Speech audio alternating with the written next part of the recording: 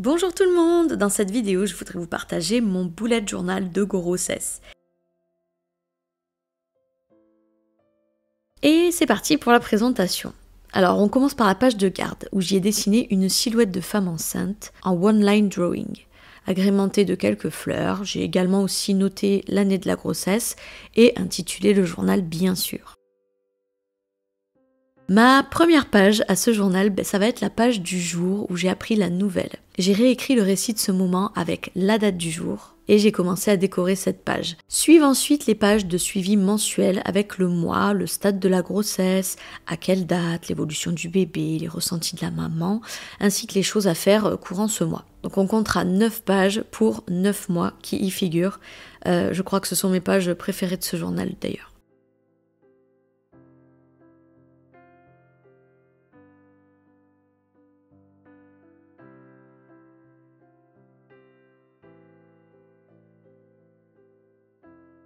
Vient ensuite le projet de grossesse avec la liste à cocher de tout ce que j'aimerais accomplir durant ces 9 mois. Et d'ailleurs, fun fact, je n'ai jamais fait la plupart de ces choses auparavant. Arrive ensuite une page double pour les prénoms, avec un système de notation sur 3 petits cœurs et avec des encarts plus bas pour y écrire justement le prénom qu'on aura choisi définitivement. Vient ensuite une double page de mood tracking afin d'évaluer mon humeur au quotidien durant cette grossesse et surtout de voir mon état psychologique, s'il est sain ou non. Chaque émotion a sa couleur et chaque jour jusqu'au terme aura sa case à colorier. J'ai aussi fait une page spéciale pronostic sur le sexe et la date de naissance du bébé. La page d'à côté, c'est un suivi de poids avec une courbe pour voir justement si je prends pas trop vite du poids. Les pages suivantes, c'est des food trackers où je note tous mes repas. Bon, ça c'est un peu abusé, je vous le cache pas. En notant la qualité de ces repas justement avec un code couleur allant de vert à rouge.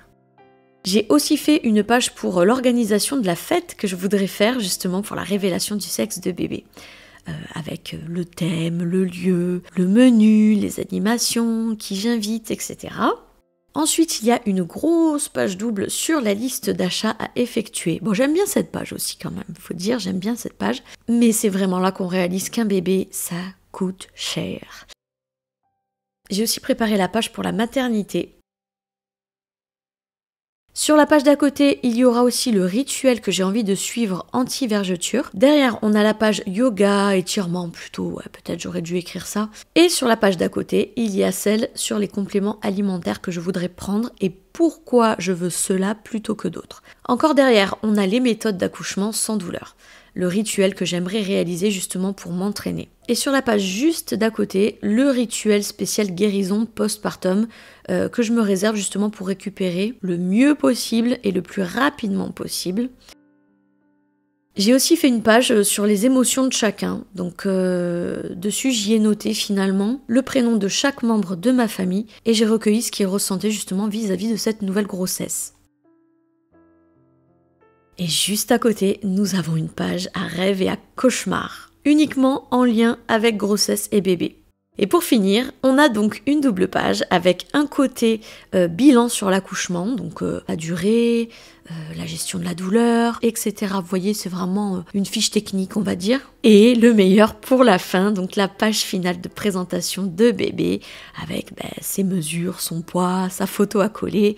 Et bien sûr, cette page sera à très largement décorée. Donc voilà, j'espère que la présentation de ce bullet journal vous aura plu. Évidemment, il n'est pas encore entièrement rempli et décoré comme dit, mais j'espère que ça vous aura donné quelques idées. On se dit donc à bientôt, merci!